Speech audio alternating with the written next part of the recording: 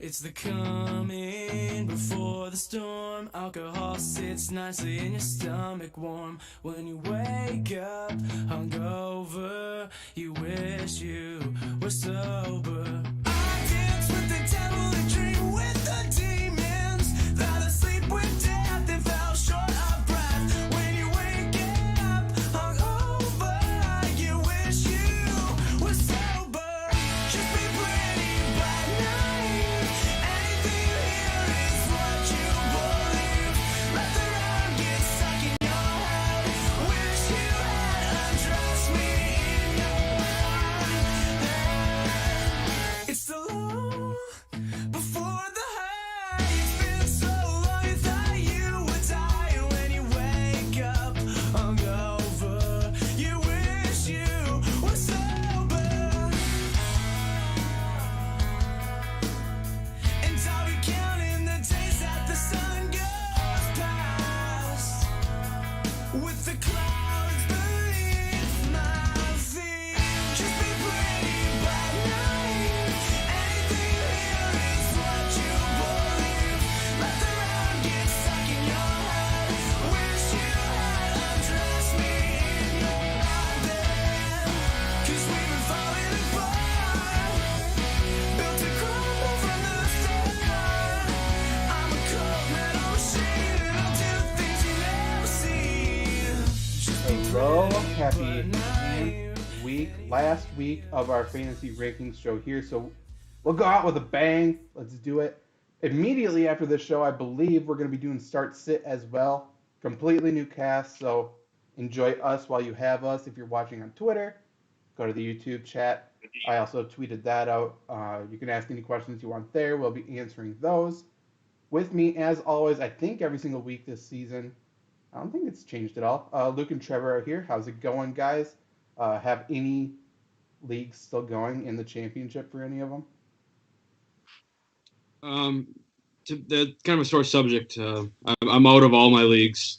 Feels like I see on Twitter, I'm kind of in the same boat. How everyone has like a great, they go undefeated in the regular season, and their team takes a shit in the playoffs. Yeah. And I'll go with that cliche as well because I'll say that happened to me. Maybe my love for Todd Gurley kind of screwed me at the end of the year here, but no, it's not looking good for fantasy for me. For the second year in a row, both of my teams in paid leagues lost 3 straight to miss the playoff by 1 game. And both of the teams this year, I have done the math, would have been in the finals as well. So I am glad this season is about to be over because I'm about to cry on live air. So Okay. Well, okay, we'll get past that. At least we have NBA season now, and NBA season's already starting off with a bigger bump than the entire NBA bubble took. So can't wait for this disaster to happen. But yeah, we'll just stick with NFL right now. And again, you can use these rankings as well for DFS if you are not playing in your fantasy championship, or if your fantasy championship was last week. That was some leagues. I know I set up our Vampire League that way just because I was thinking there's probably going to be some sort of disaster this week. Hasn't really happened yet, but we will find out. Vampire League was also a pretty good one. Uh, we probably should. I don't know. It's set up for the Vampire to win if they win any games. I think, like in the middle of the season, you just pick up momentum. I beat Trevor, that's why he's looking like that. With Frank Gore, so he was completely outmatched. Completely. I'm about to leave this damn call. Okay, let's start with our week 16 here.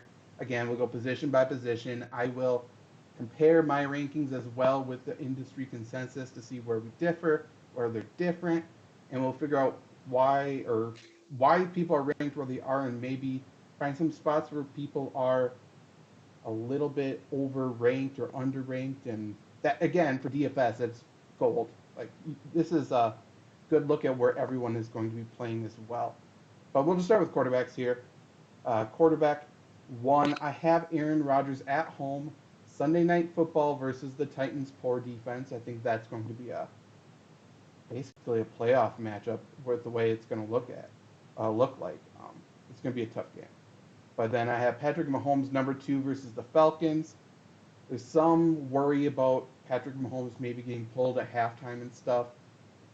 I will say them playing at the same time Steelers helps the get away from that narrative, I should say, just because they have to try so they win the game and clinch that 1 seed.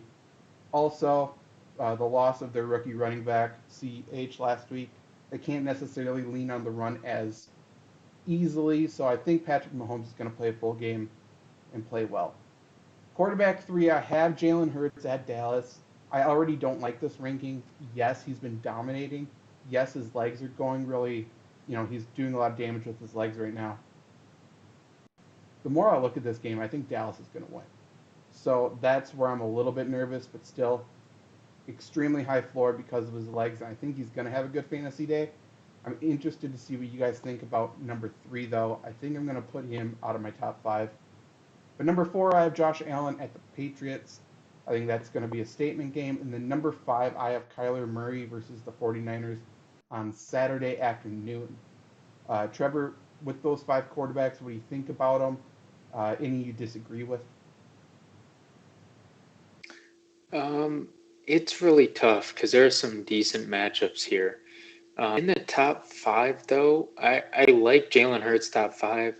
I like Kyler Murray top 5. Josh Allen is the one I have a problem with. I love him, but he's playing New England.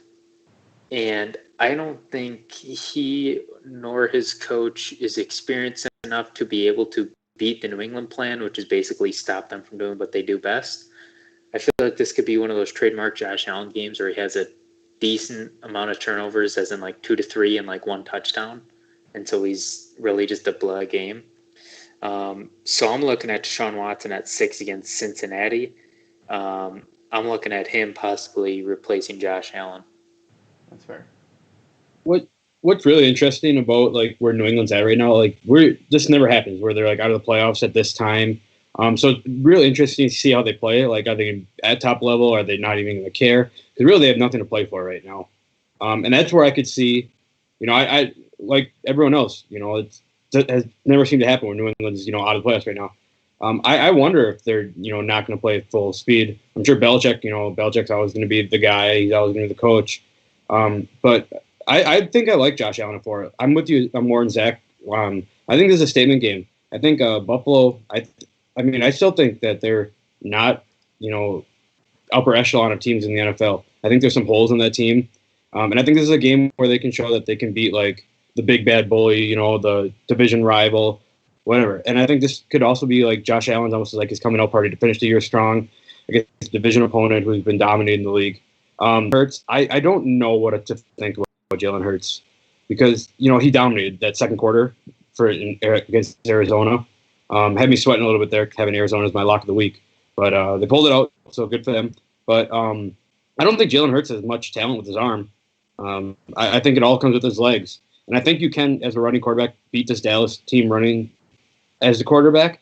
But I think the focus that Dallas needs to have on is stopping Jalen Hurts running. I don't know if they're good enough to do that. But if that happens, I don't see Jalen Hurts having a big game at all. And I'm with you, Zach. I really think Dallas can win this game.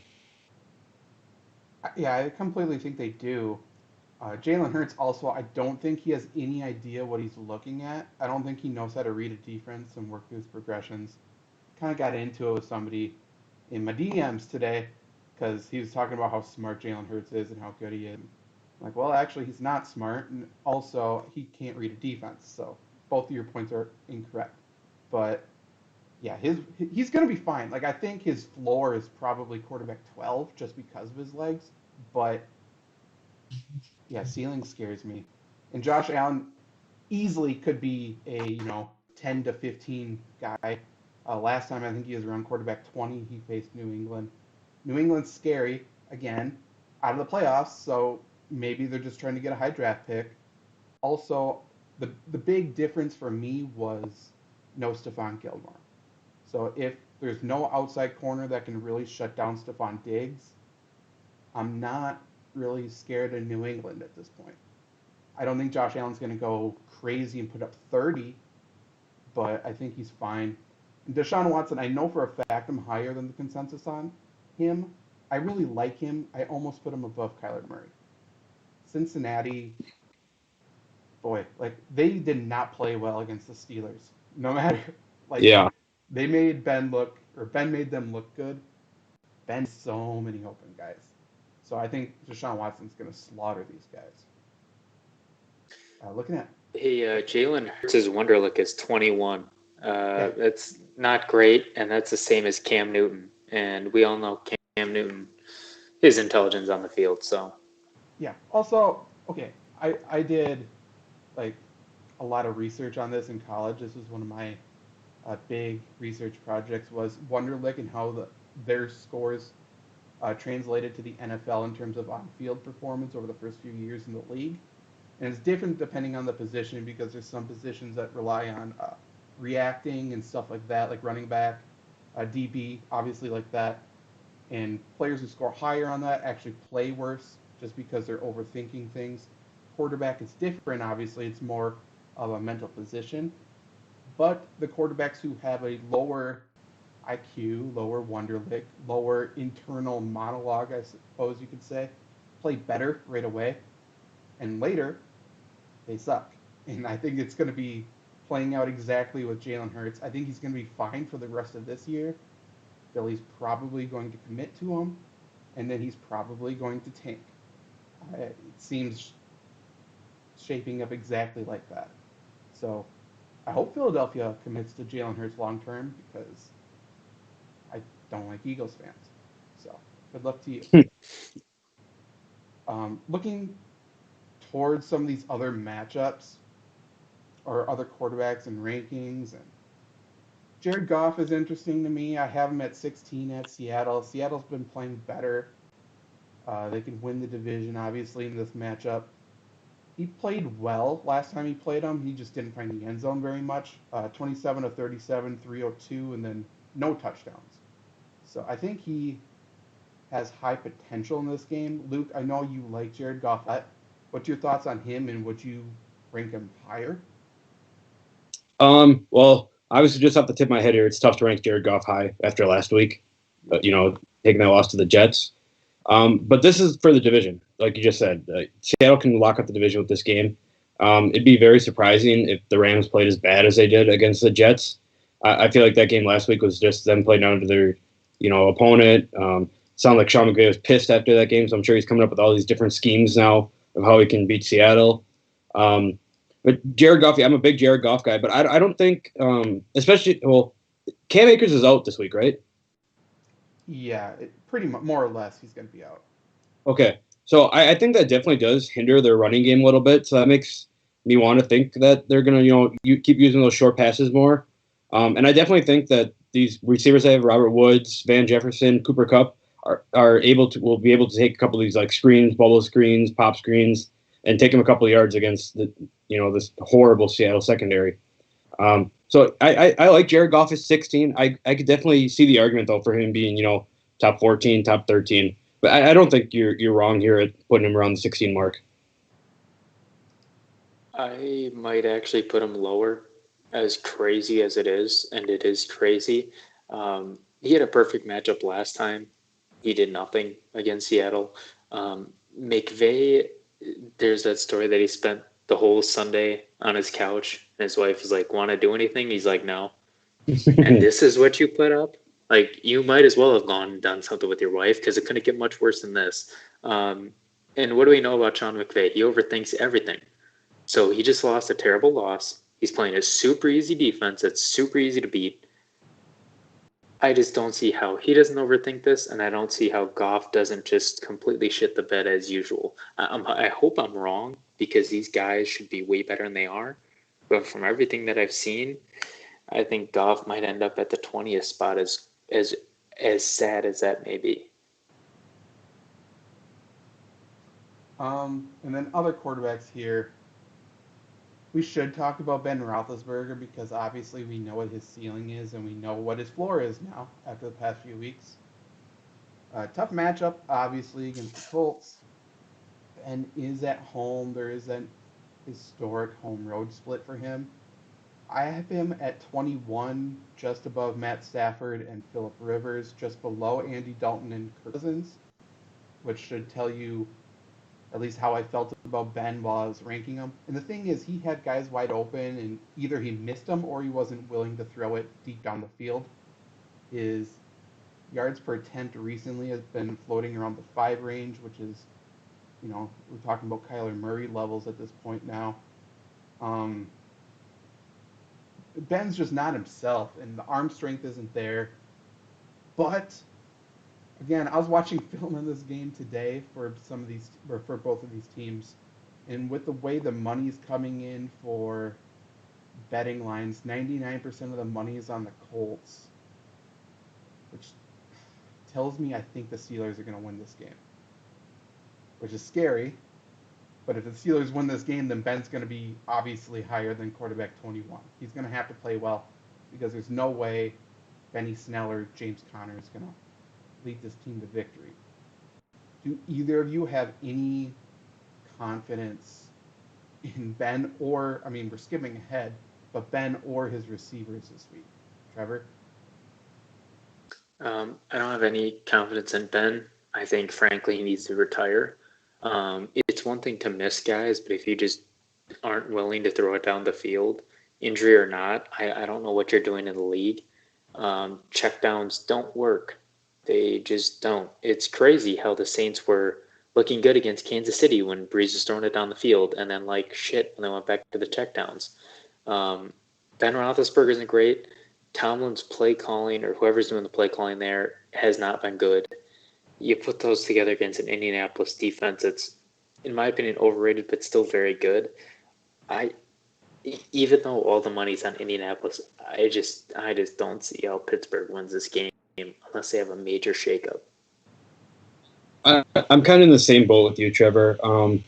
I don't know if Juju's omen is going to be off the Steelers now. Now he's not going to be dancing on the middle of the field. But I always have been confident in Ben Roethlisberger. He's a Hall of Fame quarterback. I think he's one of the best quarterbacks. Everyone can make their list.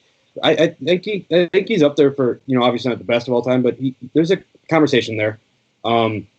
He's like the integral part of this offense. Like we saw last year, this offense sucked without Ben Roethlisberger. So once to get going, it needs Ben Roethlisberger. I think Pittsburgh can beat Indianapolis. I'm with you, Trevor. I think this Indianapolis defense is kind of overrated. I know DeForest Buckner's back. That's a huge win for him. But Ben Roethlisberger, he's never been one to shy away from, just launching the ball downfield and into triple coverage, seeing if someone can come down with it. I think that happens a couple times this game. And I think Chase Claypool, Deontay Johnson, James Washington, they're fast enough, to go make those plays. But it's kind of tough to base it on that alone. But I think Ben Roethlisberger has a decent week. He gets a nice bounce back. I can see him finishing top 18, top 17. And I know that's not high for someone you probably need if you have him on your team. But I don't. It's not that I don't have confidence in him. It's a tough matchup. But I think he's willing to sling the ball around this Sunday. I'm just so torn and confused on it because you're right, Ben. Up until this season, has never been one to shy away from the deep ball, but he did multiple times last week. And then when he did throw it long the past couple weeks, it's almost like Ryan Fitzpatrick, how he throws it straight up in the air because that's the only way he can get it long.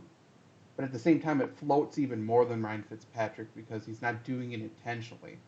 It just hangs in the air, and either it's going to get intercepted or just batted down. I don't know, man. There's no way the Steelers should win this game with the way they're playing and with the injuries on the defensive side of the ball. But it scares me. I don't trust where the money's coming in. I feel like Steelers are going to win. And if that's the case, Ben has to play well. So I don't know. It could, that maybe I'm wrong. Phillip Rivers is on the other side, so is it out of the question that Phillip Rivers throws 2 pick sixes or something? No.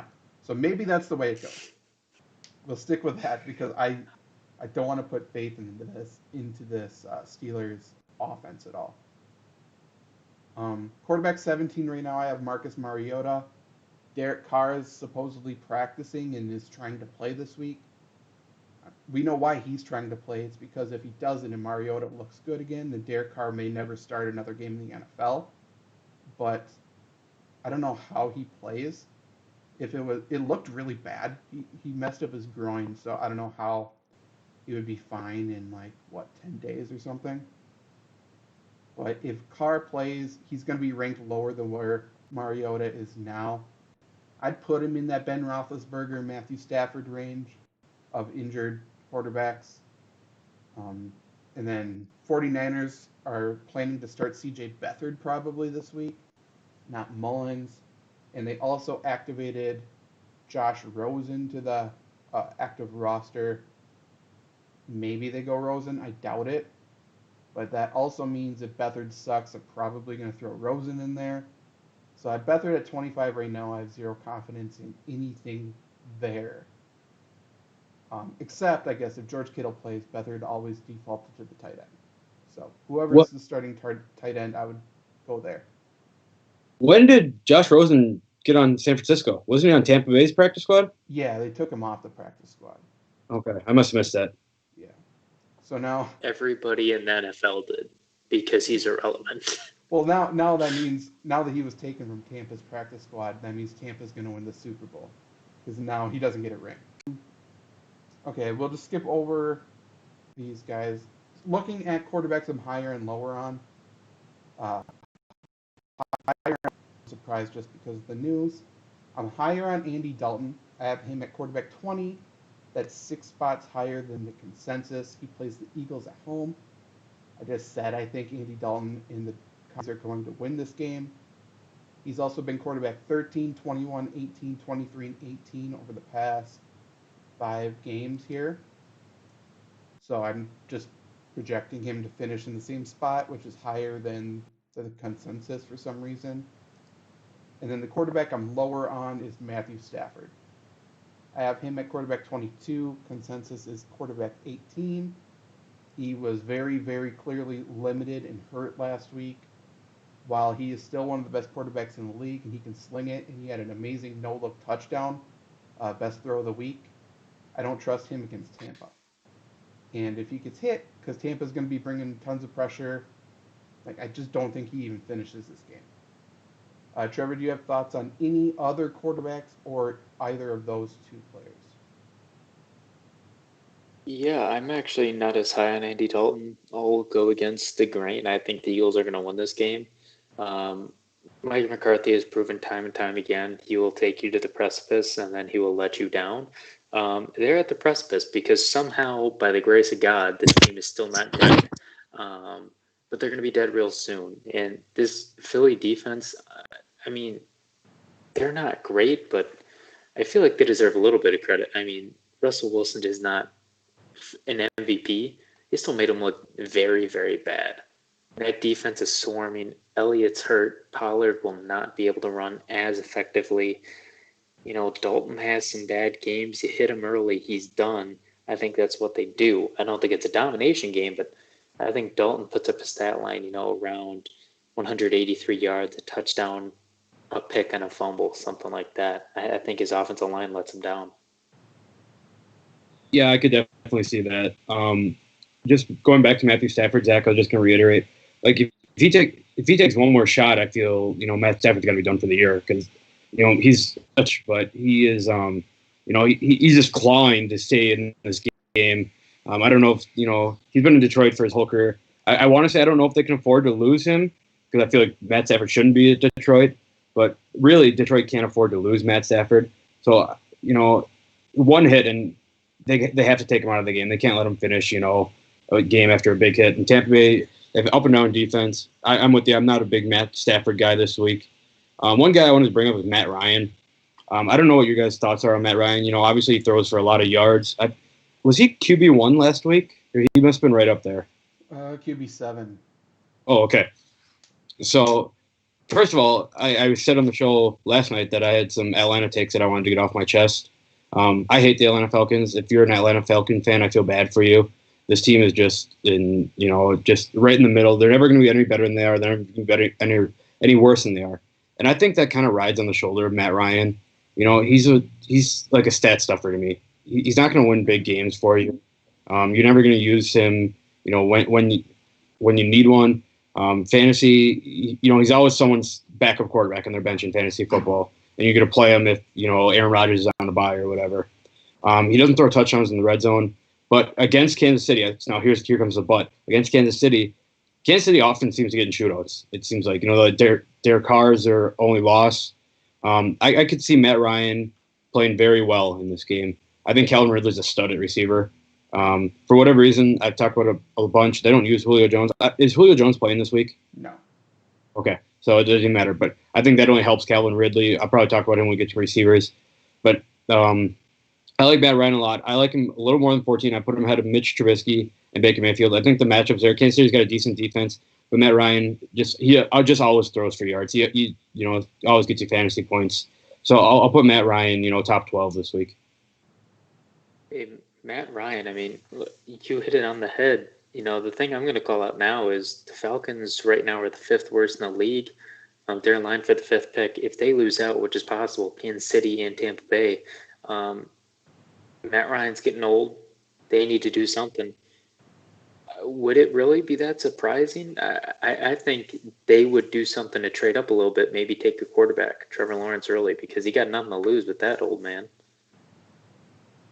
It would surprise me in that there's no way they can get away from Matt Ryan because of his contract. He's owed the most money. Like, I'll bring up his contract because it's worth bringing up because it's that funny. He's owed so much guaranteed money that there's no possible way they can get away from him. And on top of it, the salary cap's going down. So he is owed next season. If they cut him, it would be $50 million in dead cap. He has a signing bonus of $23 million. There's a potential out after next year, but still $26.5 million of dead cap if that's the case. So he has about $75 million of guaranteed money over the next 2 years. Here's a question for you guys. If you're a Falcons fan, are you mad that you're paying Matt Ryan that much money? Yeah. Yeah. He's terrible. He's not a good quarterback. He's also Todd Gurley's underpaid too. So, Agreed. Okay. But he's been terrible for fantasy without Julio Jones, excluding last week. Julio Jones also is getting paid quarterback money. Let's see what he's guaranteed the next 2 years. It's like $20 million each, I think.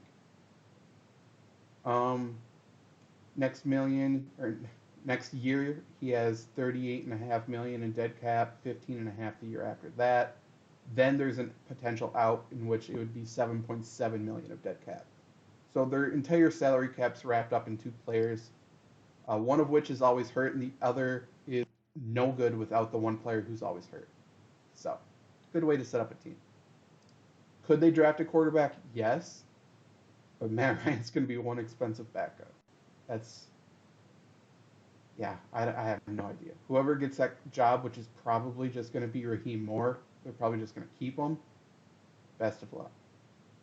Yeah, I think the Falcons are just stuck in football purgatory until they can get Matt Ryan off the salary books. 100%. Going back to the Cowboys really, really quick, this might be a hot take. I think they're better without Ezekiel Elliott. I think they're much, much better with Tony Pollard. Ezekiel Elliott, I don't think is very good at football. I think he's fine. He looks really good behind a good offensive line, but I don't think he can create much on his own. He's fine after contact, but he needs the speed, the momentum to get going.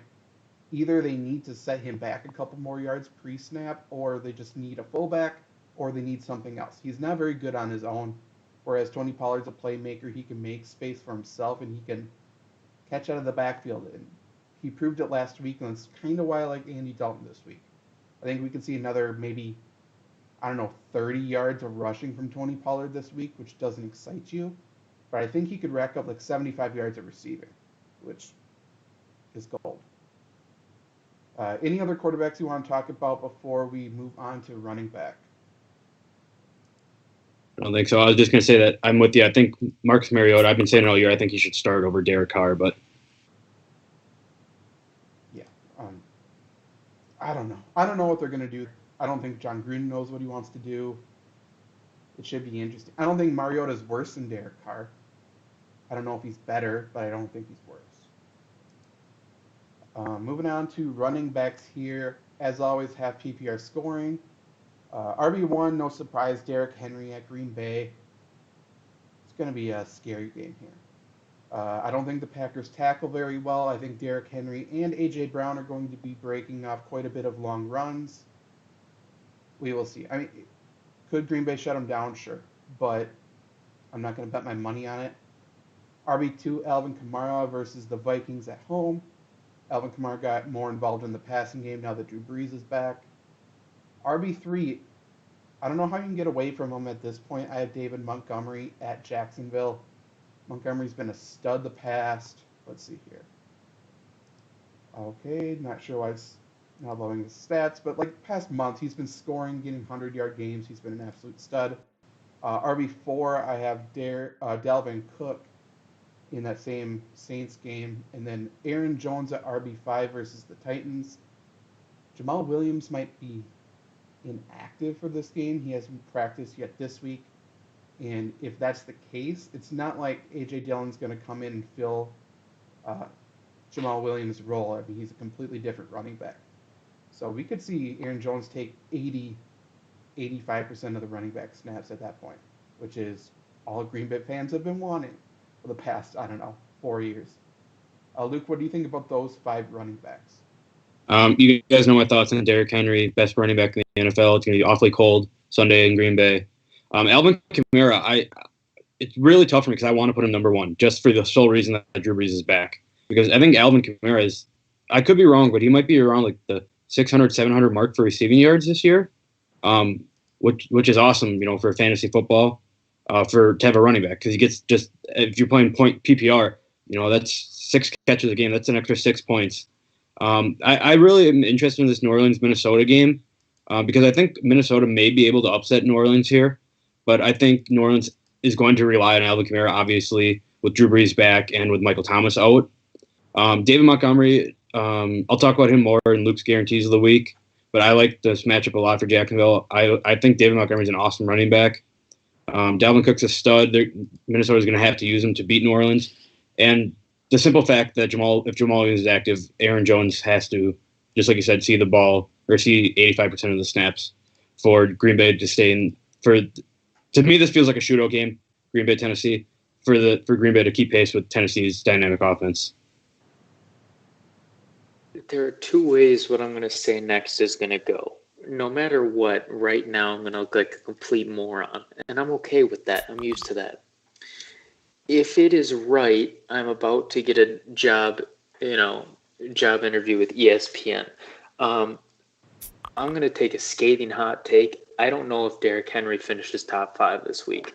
The Packers' defense, running defense, is horrible. It is absolutely atrocious. Their defense is fraudulent. I will say it again and again. It is fraudulent. It always has been since we won the Super Bowl. But the Packers just find a way every damn year to have 1 or 2 games where they just beat the piss out of somebody and everybody else thinks this team is amazing. They could win the Super Bowl just to get your hopes up. They really haven't done that much this year, outside of maybe a game against the Bears. This just seems like a game where they just key on Henry, and he'll get a touchdown. But I think out of the top 5, they just have some great cornerback play on A.J. Brown, and they find a way to shut him down against all logic, make us all believers again, and then let us down in the playoffs or against the Bears. It just seems like the script continues. And I just feel like this is that game where it's just whatever. We've come to expect that now. I like the top 5, except for Derrick Henry. I'd put him at 6, move everybody up 1, Eckler at 5. They do that. And yeah, could we see that? 100%. What's the range of outcomes that's most likely? I would say it's most likely Derrick Henry runs for 150 and a touchdown in the first half. But yeah, 100%. 100%. If it happens, I want a tweet from you, Zach, at ESPN, sign this man, and then just put in the clip, Okay. And if not, it's to be expected. Then we'll forget about it if it doesn't happen. It didn't happen. What I actually think is going to happen, I think what you said is going to be mostly true. I think Packers are going to stifle them for the most part. and then he's going to break off an 80-yard run, and then it's like, oh, okay. So now he's an RB1 just from that one play. That's what I think is going to happen. The player I'm most afraid of in this entire game is A.J. Brown. I don't think the Packers can stop him. I think Jaire Alexander is great. I don't think there's one player on the Packers defense that can tackle him if he has a full head of steam. And that's what I'm nervous about. I think he might be harder to tackle than Derrick Henry in this game. And maybe that's a hot take. Other running backs here. Oh, looks like these aren't published, but I did make a couple edits. I do have Leonard Fournette at RB23.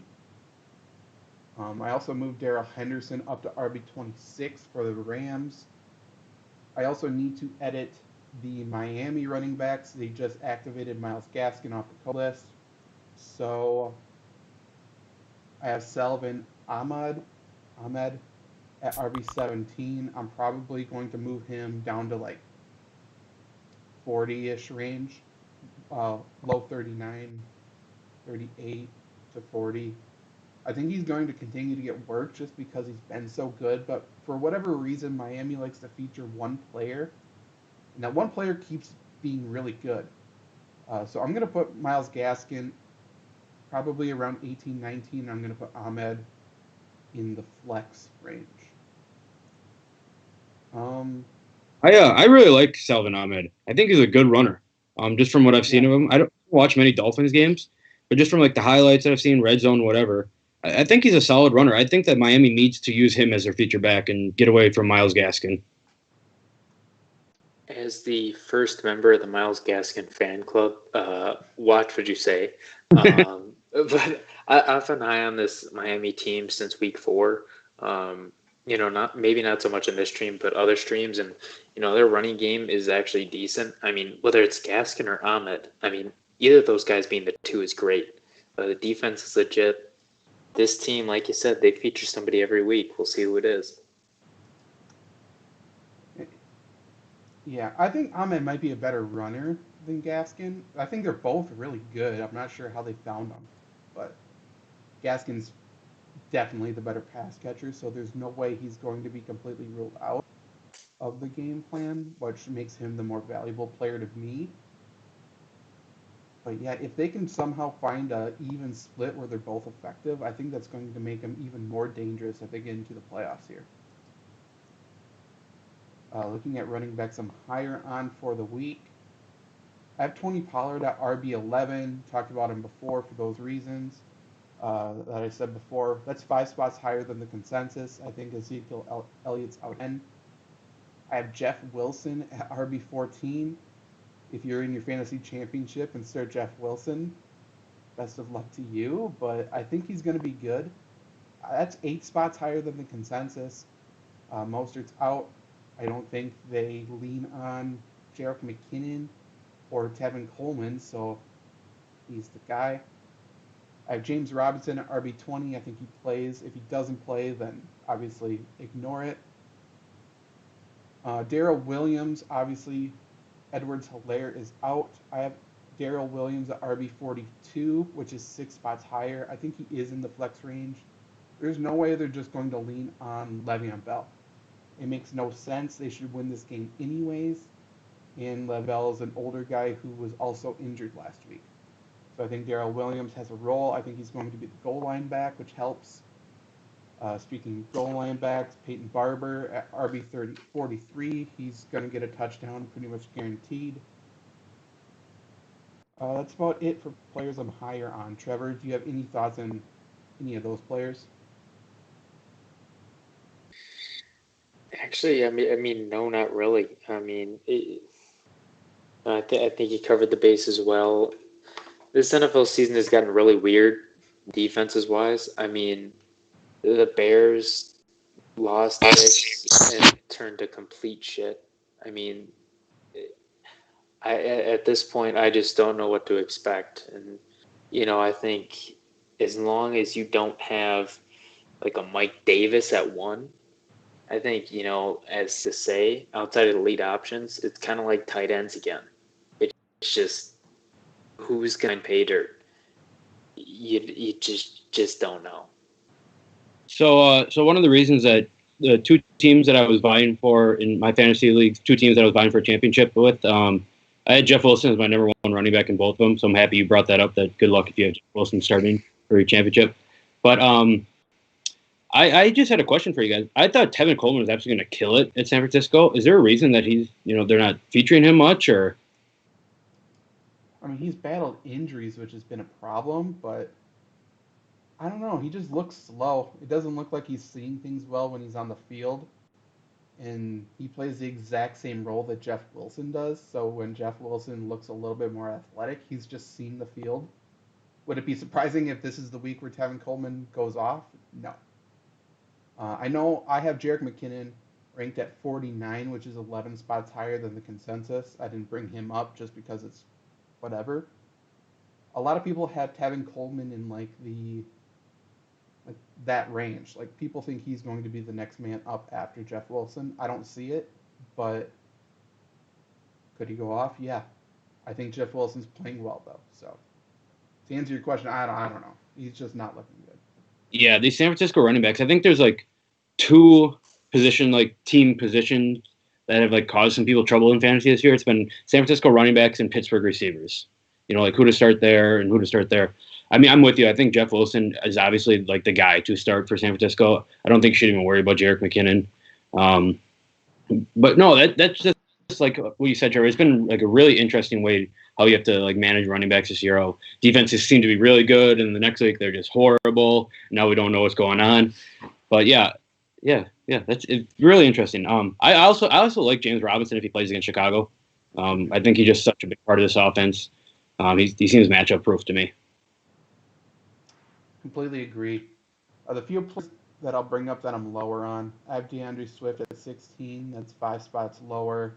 Mike Davis at 21. That's 4 spots lower.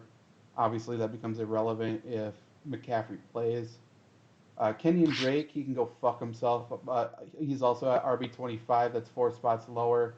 Kareem Hunt 27. That's 7 spots lower. I just don't think he's used much in this game. And then Sony Michel, I have at RB 33. That's 4 spots lower. Luke, are you higher on any of those guys, or are they all just sort of meh this week to you too? It's kind of in the meh area. I want to think that Sony Michel is going to be good. He's obviously not a great running back in the NFL, but with Rex Burkhead out and Damien Harris, I think he's out this week too as well. That's what I'm grading it on, yeah. Okay, so obviously if he's out, someone is going to need to run the ball for New England. I wonder if this New England offense is just going to be like try to run the ball and get Cam Newton short passes because they're not going to be fighting for anything. They're not going to have to be taking deep shots downfield. So I have a little confidence in Sony Michel. It's hard; he's not a great running back, like I said, but I have a little confidence that he's going to be featured a little bit in this game. I would be way higher on Kenyon Drake. This dude pisses me the hell off. He's cocky saying, I'm going to win you fantasy championships. That's fine that you do that. But then when you turn around after you have a shit season because you do nothing but fucking suck, after he was my first pick, he was a second round pick, but still, fuck you. You can't turn around and be like, oh, fuck you fantasy people. Like, I get, like, if you're getting death threats, but Kenyon Drake does nothing but disappoint.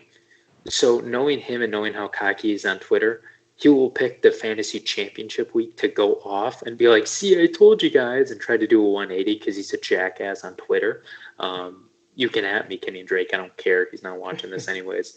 But yeah, I think just for that reason of spitefulness and because why not, I think Kenyon Drake will do well because, 2020. On the flip side of that, I like Chase Edmonds at Arizona. I think he's that goal line back. They seem to throw it to him when they're on like the 2-yard line on third down. And he seems to grab a couple of touchdowns that way. I don't know how you guys feel about Chase Edmonds, but I think I like him more than Kenyon Drake. I don't like either a lot, but yeah, if you're chasing a touchdown, I think I would go with Chase Edmonds in this type of matchup. Both are just in flex range for me, though. I don't know. I'm a noted Cardinals hater, so it doesn't matter to me. Whatever. Any other running backs you guys want to bring up before we go to wide receivers? I think we missed a pretty glaring one that we usually talk about every single week. Oh, really? Who's that? So I'll continue with my Atlanta slander here. What's the reason why you're not using Todd Gurley right now? You have nothing to play for. Just get the man. Yeah, for what, 4 plays? 1 carry, -1 yards. That's not bad. Less than what After I had last week, but whatever. Yeah, after their offensive coordinator said that he was going to come back to his feature role. Yeah. Well, I hate Atlanta, man. This is just a word of advice to every fantasy owner out there. Never take an Atlanta Falcon. They only disappoint you. You're always drafting Julio Jones first round. It never works. You're always trying to take a flyer on Matt Ryan. Never works. Running backs never work. Todd Gurley was working, and then they just decided to not use him anymore, which is absolutely wild. But, yeah, Todd Gurley, I like him this week. I think they should use him. There's no reason not to use him. I don't know much more to say about it. I hate Atlanta Falcons. I hate them all. But Todd Gurley, 15 rushes, 100 yards, touchdown this week. I actually wasn't even going to bring him up because he depresses me so much. And it's not him, it's the coaches. Word of advice for the coaches. If they ask you if you're going to use a player, just shut the fuck up. Like, we're going to use Gurley and then run him once. It hurts nobody to just shut the fuck up. It really doesn't. It really doesn't.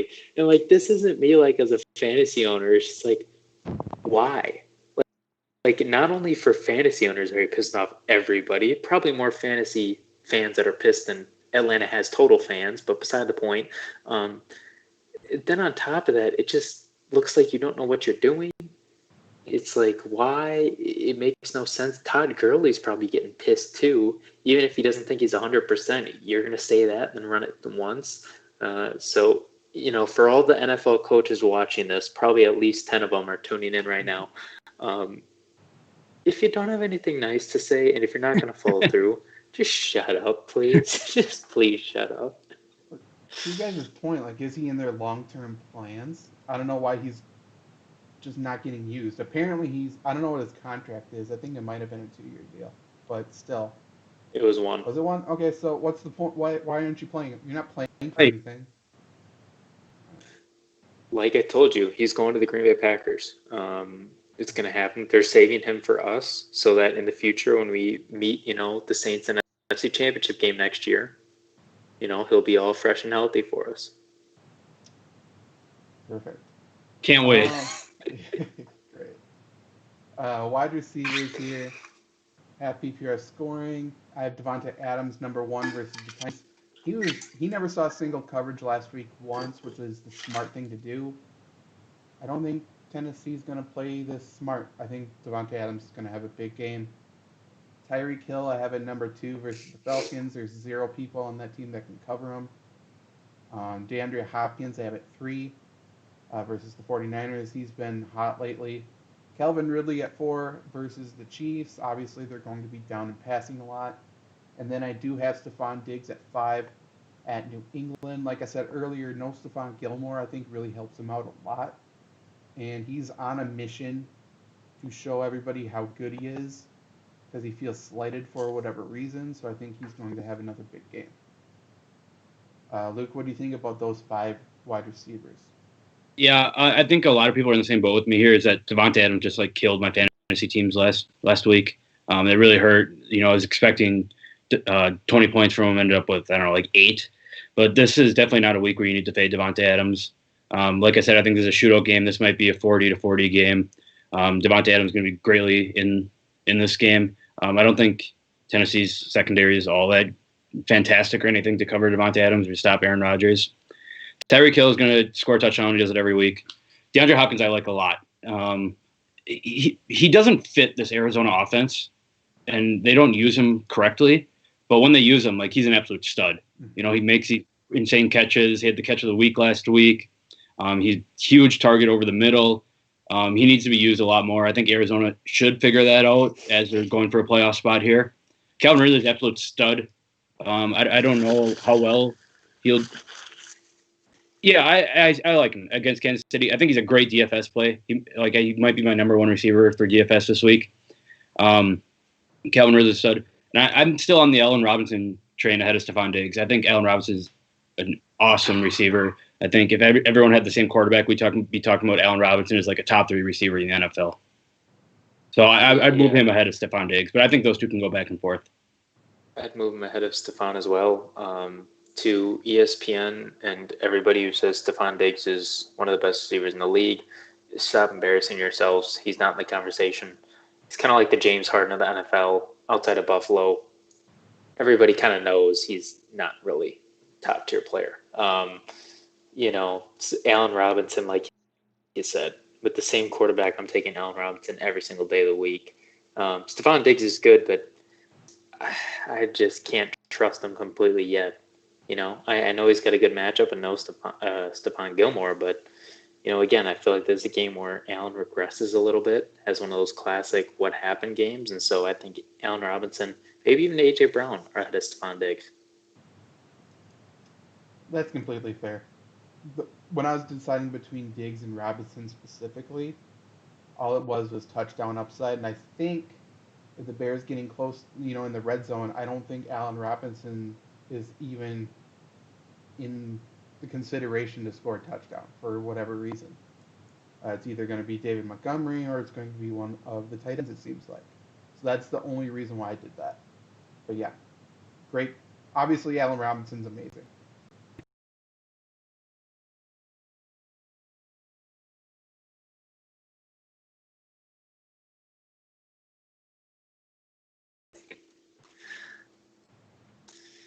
Can you guys hear me now? Yeah, hey, we got you back. Okay, yeah, that was weird. Okay, not sure what was going on. Okay, let's go to wide receivers I just like more. Why not? Mike Evans I have at wide receiver 10 this week against the Lions. That's 4 spots higher. I don't think there's anybody on Detroit that can stop Mike Evans, and he continues to be the go-to target on this Tampa offense. I have Jarvis Landry at 12. That's 4 higher. I have Brandon Cooks at 17. That's 6 higher. Antonio Brown, they finally figured out how to use him last week, and I think that continues. Hedged my bets a little bit. I have him at wide receiver 27, but that's still 5 higher than the consensus. Rashard Higgins, I've been talking about how much I like him all year. Last few weeks, he's made me look smart. Wide receiver 30 for me, that's 5 higher. Kiki Cutie, 32, that's 4 higher. Again, I think, and it seems like we all think Deshaun Watson's going to have a really good game. I think he's a big reason for that. Another one that people are completely missing is Chad Hansen. He's been balling out for Houston as the outside receiver there. Household name. I have him at wide. What did you say? Household name, Chad Hansen. Yeah. Either works down as a cashier at Menards, the whitest guy there, or he's a wide receiver in the NFL. I'm not sure which one it is. But, his 3 games, 5 catches for 101, 7 catches for 56, and then last week 2 catches for 55 and a touchdown. Those games were against the Colts, the Bears, the Colts. Not easy matchups. Now he gets Cincinnati. And by the way, wide receiver finishes in half PPR, 33, 39, 26. So I have him at 36. That's 10 higher than the consensus. I don't know what his price is on DraftKings or FanDuel this week, but I would assume he's going to be a very good deal. I also have Jamison Crowder at 39. He was a person I was way higher on last week. Same thing this week. 6 higher. Now here's one who I really love as a sleeper this week. I love Kendrick Bourne. I have him at wide receiver 48. That's 18 spots higher than the consensus. Whether it's Beathard or somebody else throwing the ball, I think Bourne's going to be used a lot. I think IU kind of gets keyed on a little bit here. By Arizona, right? Yeah. Okay, yeah. So I think Peterson's going to see a lot of IU. So I think Bourne's going to be. He always scores a touchdown every time I watch a 49ers game, it seems like. I think he's going to do it again here. He's a big wide receiver, good hands. Going to be dirt cheap on DFS. He's going to be a monster play. I also have Marquez Valdes-Scantling 4 odds higher than the consensus at 51. Luke, you're talking about a shootout. To me, that sounds like Marquez Valdes-Scantling is going to catch a big pass. Yeah, I totally agree. Then the other 2 is Denzel Mims, AJ Green. Nothing too exciting there, but I am higher on him. Luke, aside from MVS, any thoughts on any of those other wide receivers? I'll just say quickly, Chad Hansen, 5,700 on FanDuel. I just looked it up. That's higher than I thought. Yeah, Akers has looked good lately. Rashard Higgins and both him and Donovan Peoples-Jones have looked good. But obviously, the bigger target there is Rashard Higgins. He's a better receiver. So I'm more in the Rashard Higgins train. Zach, I'm with you on Mike Evans too. Detroit can't cover Mike Evans for whatever reason. Bruce Arians tries to keep getting Tom Brady to throw the ball deep, and when he throws it deep, it's going to Mike Evans. Mike Evans should have a big week this week, and Tampa Bay should kill Detroit, and I think Mike Evans is a big part of that. Yeah, Baker's got his swagger back, and I would assume he doesn't lose it against New York Jets. So, when he gets his swagger back, he passes to multiple receivers. He doesn't just pass to one. So I think Rashard Higgins can have a good week. We lose Zach again? I think so. I think so. He was not moving. Really? Either that or he's staying really, really still. Oh, no. Guardians.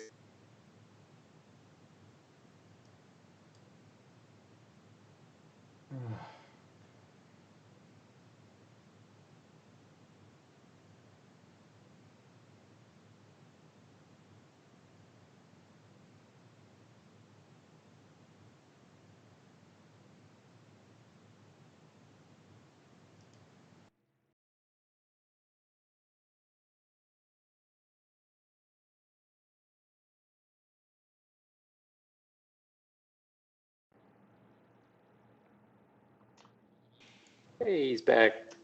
Oh, God. Okay. I don't know if we're still live. We're disconnected. Let's see.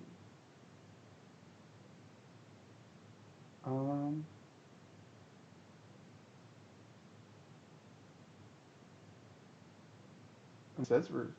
Oh, no, that's really delayed. I'm just going to act like we're live. I think we are. While I was gone, I found Chad Hansen's price on DraftKings, if you guys are curious. I am. I guess. That's where I went, and I came back with it. He is just 4,400 on DraftKings. If you do the Watson, Cooks, Hansen stack, it leaves you 5,300 left per player. I think it's going to open up a lot of things for you. If you... no. I was going to say you could chase it back with like a T. Higgins or AJ Green, but I don't think you need to in this spot. I think there's going to be a lot of value on this slate. I don't know. Were you guys saying anything before I was gone? I was just talking about. Do you want to reiterate? I think Mike Evans has a big game this game. I'm with you. I don't think Detroit can cover him for whatever reason. Bruce Arians wants Tom Brady to throw like 50 yards downfield, and when he throws 50 yards downfield, it's going to Mike Evans. So that's kind of a recipe for a big Mike Evans week in my mind. And from me, Baker's got his swagger back, meaning he throws to more than one receiver. Rashard Higgins, big game, or bigger than 30. Yeah, completely agree. For wide receivers, I like less. I have Keenan Allen at 13, which is 5 less. I don't know if people think he's magically fully healthy because he barely played last week. He's been limited in practice all of this week. I don't know. That one doesn't make sense to me. He's not going to be the guy that we... Oh my God, our cameras are freaking the fuck out. What is this, a Halloween edition? Jesus.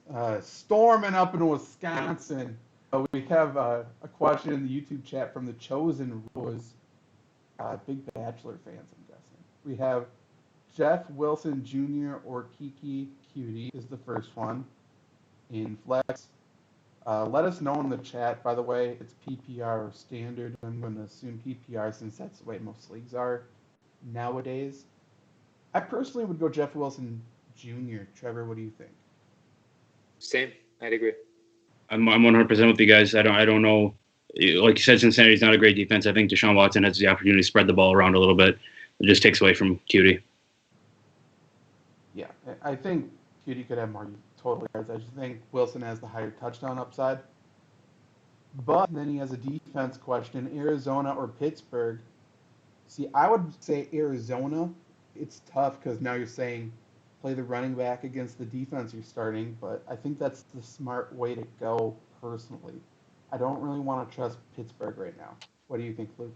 I'm with you, but I'm never in that. I don't like when I'm starting players against my defense, so I'll go Pittsburgh on that just for that reason. Because if Jeff Wilson, kills Arizona, then you're just losing that many points on defense. I like we said before, this is a game where Philip Rivers could throw a couple interceptions. I think Pittsburgh will be blitzing a lot, make Philip Rivers throw up some ducks. Yeah, I'd agree. I think they panic, and Philip Rivers, he's a Hall of Fame quarterback. I think he's still very overrated. He hasn't had a super bad game in a while. He has more than one, so I think he's gonna have another one. Okay, you have a split on that last one. If for some reason you are a standard scoring league, I think very clearly then it's Jeff Wilson. Yeah, 100%. For wide receivers, I like less other than Keenan Allen. I also have DK Metcalf at 14. That's 4 less. He got shut down by Jalen Ramsey last time, and I don't think DK Metcalf's any better now. So I think it's going to be somewhat of the same. He also has had like 2 good games all year. He's been constantly hyped because of those 2 games. Marvin Jones Jr. at wide receiver 25. It's 5 lower. I talked about Stafford before. Same reason. This one hurts me, but I'm just being a realist here. I have T.Y. Hilton at 38, which is 8 spots lower than the consensus. I was on the hype train. The hyped him up for those 3 weeks. Hit that. Now I'm ready to get off of T.Y. Hilton. I don't trust him against the Steelers defense or on natural grass. He's been playing on turf and stuff like that lately. I don't need to be playing him in the elements of Pittsburgh at all. I have Curtis Samuel at 40. That's 11 spots lower. I don't like the spot. If Christian McCaffrey comes back, I think that hurts him. Just full avoid for me. Chase Claypool, I have at 41. That's 7 lower. He hasn't performed. He's also lost snaps to James Washington. And then I'll just rattle off a few here. DJ Chark, 4 lower. Tim Patrick, 5 lower. T. Higgins, 5 lower. Darius Slayton, 4 lower. This one, Jerry Jeudy, I have at wide receiver 59. That's 11 lower. Do either of you have any good reason why Jerry Jeudy should be ranked high at all? Like, here's his finishes over the past, since week 6. I'll go back that far. Wide receiver 63, 78, 38, 8, 34, and 57, 122, 108, 69, 92. Why would anybody rank him as a player to start? And that's the last one I'll end on. Trevor, do you have any thoughts on any of those wide receivers? I will make sure to give Luke a rest here. All Tim Patrick does is catch touchdowns. Man's a stud. He didn't. I don't think he caught a touchdown last week, but it doesn't matter because Tim Patrick is a stud. And like Luke said before, he's said it for a long time. He's a guy he's not a sexy pick to have on your team, but if you look at the guys who are winning more games, they have guys like Tim Patrick on their team. Love Tim Patrick. Yeah. I'll talk about Curtis Samuel a little bit. Seems like he hasn't been a part of this offense for a while. Washington just like I think it's an extremely bad matchup for Carolina. I think Washington absolutely destroys Carolina here. It's a bad matchup. Curtis Samuel kind of thrives on good matchups. He's kind of like a gadget player, but I think with how good Washington's defensive line is, the Carolina won't be able to use him in that like gadget role. So I think you're fading Curtis Samuel this week. If you have a better option, I think you sit Curtis Samuel. And we got a couple messages from the Chosen Rose. He doesn't think it's PPR, so then, like I said, it's very clear Jeff Wilson because he doesn't catch passes anyways. He's just going to get yards on the ground and touchdowns. Cutie kind of relies on those reception points. And he just wants more explanation, I think, about your guys' Steelers pick for a defense. He's just been saying, he said that they haven't been playing well. I guess I'll start on the Arizona side. I think just playing a player against the defense is less concerning for season-long to see. It's more concerning for DFS, obviously. Arizona has been playing a little bit better. They get to play C.J. Beathard or Josh Rosen. players who haven't played all season. Beathard, I think, is going to be protecting the ball, but I also think it's going to result in a really low-scoring game. They don't have their starting running back. I think it's going to be maybe not force a lot of turnovers and get those peripheral extra points, but I think Arizona is going to get a lot of bonus points from keeping the 49ers at a low score and play well. Then Steelers obviously haven't been playing well. They get to play the Colts, who have been one of the hottest teams in the league. Could Phillip Rivers fuck up? Yes. Could Jonathan Taylor keep it rolling and run all over him? Sure. So I guess that's my question. And it's in Rose's question to you guys. Why would you choose the Steelers over Arizona with everything considered with recent play? I'll just start off right at the bat here. I don't either of these defenses I think you're fine with. I don't think you're going to lose your matchup because of the defenses. If Pittsburgh gets back to the like blitzing, they were at one point in the season they were blitzing like 51% of the plays. Philip Rivers does not move well. If he has pressure, if that offensive line I think is overrated. If there's like pressure there, Philip Rivers has been known to just launch the ball up over the middle of the field, and I fully expect him to do that. I think he does that a couple times this week. And I think, you have Minkah Fitzpatrick there, who's been known to take him back for touchdowns. Joe Hayden, who's found like a career revival here in Pittsburgh. I don't know. I really like Pittsburgh's defense in this spot. I don't think this is going to be that high of a scoring game either. Obviously, it's two better teams than the 49ers, Cardinals. But just a blitzing alone, I think, separates it for me. Yeah, and if I think one way to look at it too is TJ Watt. I would hope he's out. I would hope so. Just seeing what happened to him, and if he is, I think that actually helps the Steelers' defensive case because I think they blitz a lot more to make up for some of these guys that they're missing. When you're blitzing and they don't have time to think or time to execute as much as they'd be able to like to, where Rivers could just sit in the pocket and pick you apart. I think they blitz more. That causes turnovers. Luke hit it right on the head. He's going to throw a deep ball. He's going to throw some interceptions. That's completely fair. Yeah, to you guys' point, I don't think either defense is going to kill your week.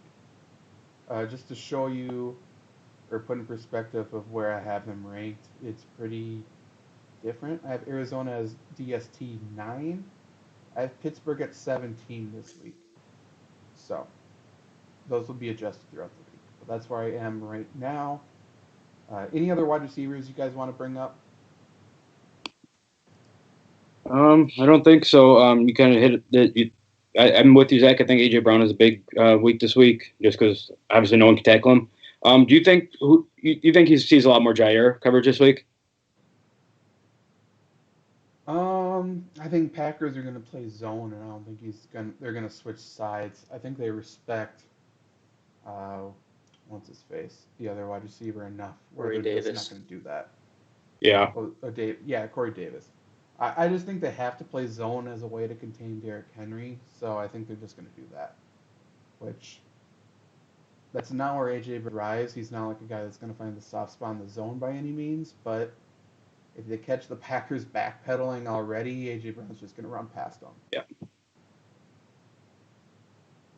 Moving on to tight ends. Tight end 1, Travis Kelce, no explanation needed. Tight end 2, I have Darren Waller versus Miami on Saturday Night Football.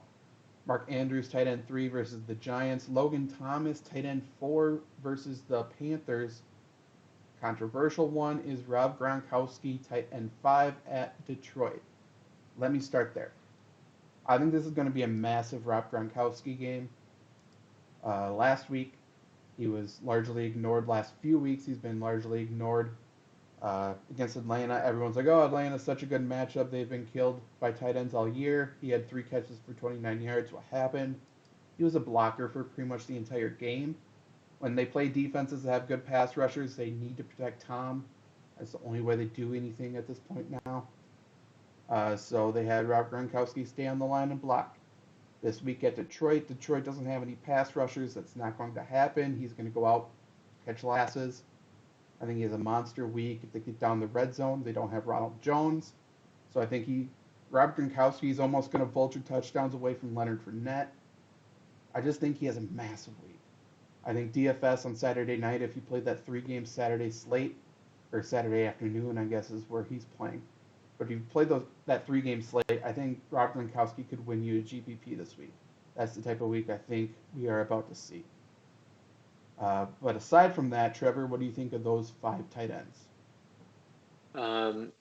I think the number one isn't in that top 5. I think the number one is going to be Rob Tonyan. He got absolutely robbed. I'm not going to go into the stats because I don't have to. They all point to Tonyan. The Tennessee defense in third down conversion is either dead last or 30th, and I think in the red zone they're also like dead last or 30th. The Packers can score however the hell they want in this game, and I think Aaron Rodgers, knowing him, knowing how close this team is, and he's talked about it multiple times, I think they just key in on Tonyan. Add in the fact that I don't think they have anybody that can stop him. I don't think really many teams do. I think they just go wild, try making a statement saying, up yours to the fans. This man's a Pro Bowler. I think it's a big Tonyan game. And to your credit, I think Gronkowski is too. Revenge game because they tried trading him to the Lions. So revenge game. Yeah. Yeah. That the Packer fan of me wants to agree with you, Trevor. It's just hard to not put Travis Kelce number one because he is leading the league in receiving yards. Seems to score every week. We're talking about vultures, like he vultures CEH and Le'Veon Bell's goal line touchdowns. It feels like.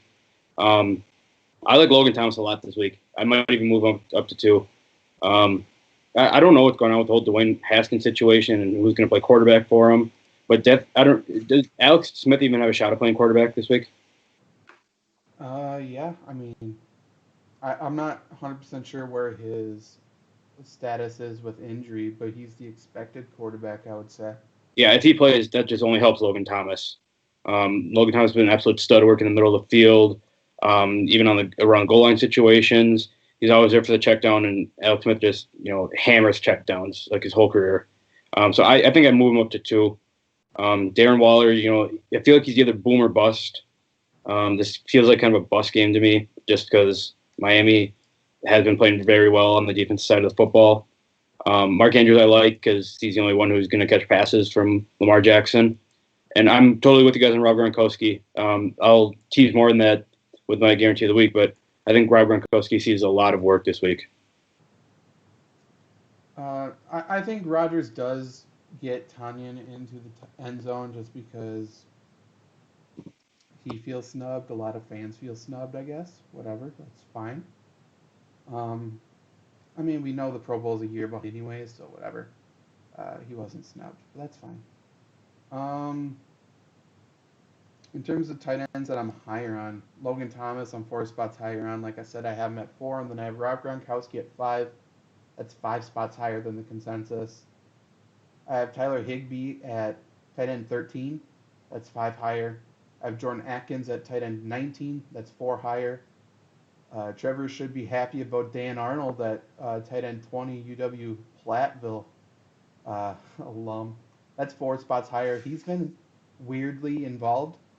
And Weirdly, excuse me, it's called they found the X factor on their team, Zach. The catalyst. I think he's good. I just think it's weird that he has consistency at this point. I don't understand it, but sure. Also, maybe I want to see Dan Arnold and Chad Hansen Pro Bowl. I want to see the all like. I want to see him on. I don't know what the white quarterback name is, but throw Scotty Miller in there too. Oh God, yeah, let's do it. I mean, look, everybody looks at Dan Arnold like some random white guy, and he is. But I mean, people forget this dude's really tall. He's not a regular tight end. He smashed the hurdles record at Platteville, and like there are some decent runners there too. If you watched him not this past year, but 2 years ago with Drew Brees, he even showed a decent amount of like rapport with him, and he had some consistent games. He's looking consistent again. It's just such, I mean, you got a tight end who's tall, he can jump, and he's actually somewhat fast.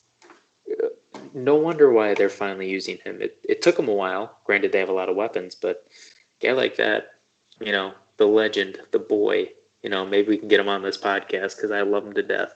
Never met him, but love him.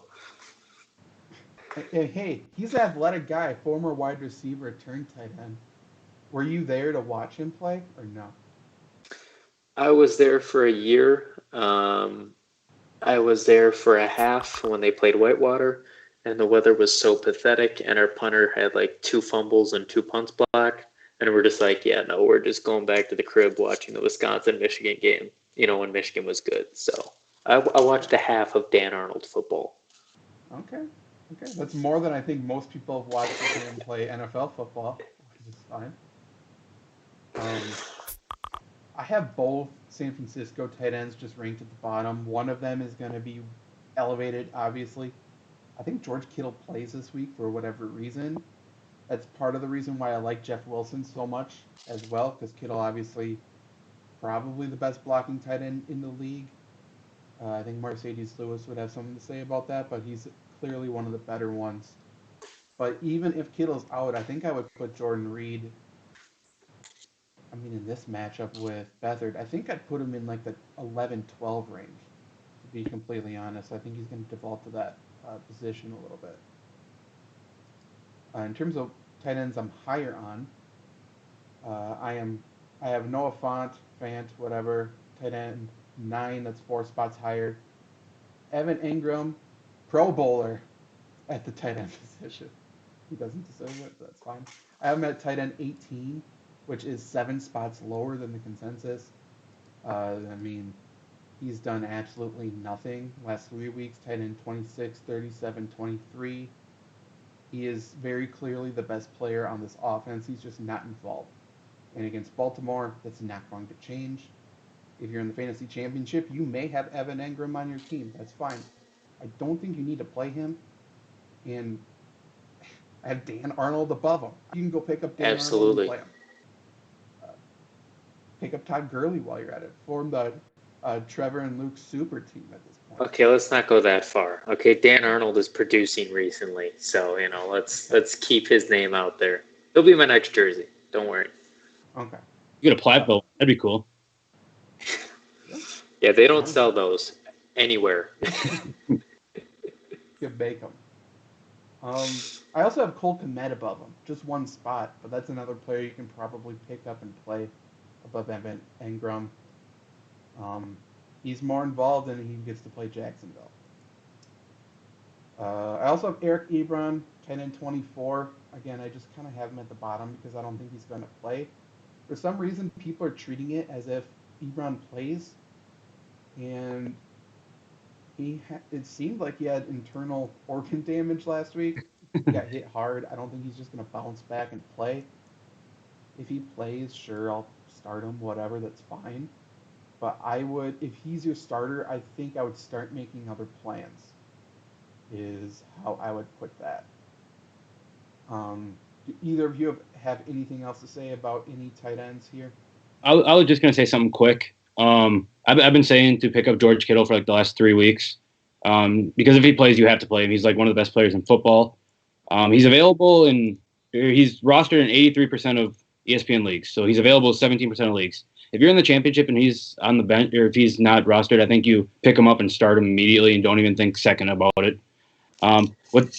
Just looking up George Kittle, it's so funny that he's been out since like week 8 and he's still 20th in tight end for PPR rankings. That's just how bad tight ends have been this year.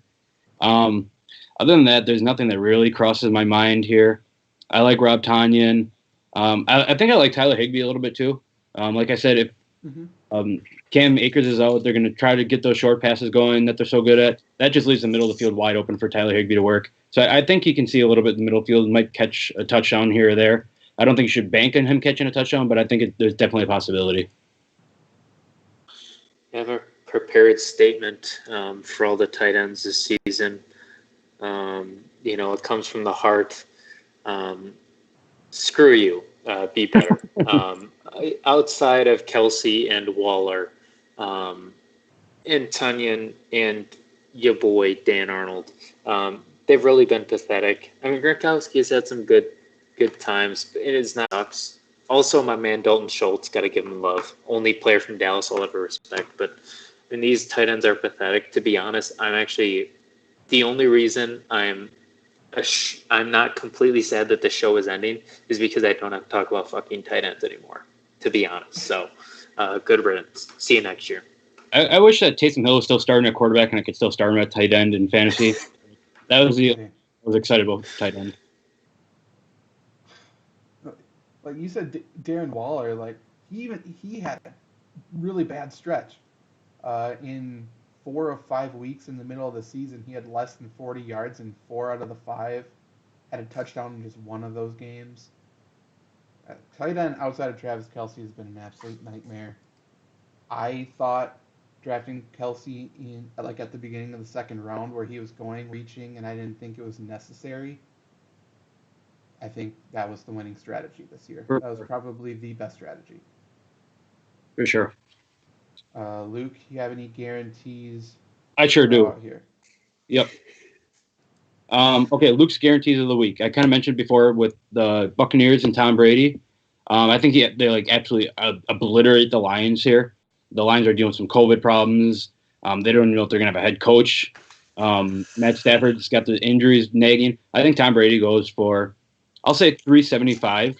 I think he could go for 4 touchdowns, and I think all 4 of them could go to different receivers. I think he might hit all. This will be like a sub guarantee, where if it's right, I guaranteed it. If it's not right, I didn't guarantee it. But I'll say 4+ touchdowns for Tom Brady. That's the guarantee. But the sub guarantee is all 4 of them. The 4 go to Gronkowski, Godwin, Evans, Antonio Brown. I think they all score this week. David Montgomery, I said in my first articles I wrote for Flurry that David Montgomery is going to win someone in their fantasy league this year. It's certainly looking that way. I think he has a huge game against Jacksonville, 100 plus, 2 touchdowns. And I think A.J. Green finds the end zone this week too. I just wanted to recap last week's predictions. I said James Robinson would have 25 plus points. Dead wrong. I said the Chargers would questionably lose the lead, don't want to win. They did. They still pulled it back, but I'll take 50% there. Todd Gurley is a Packer. Don't have to talk about that. Luke said Todd Gurley would have 10 carries, 50 yards, and a touchdown.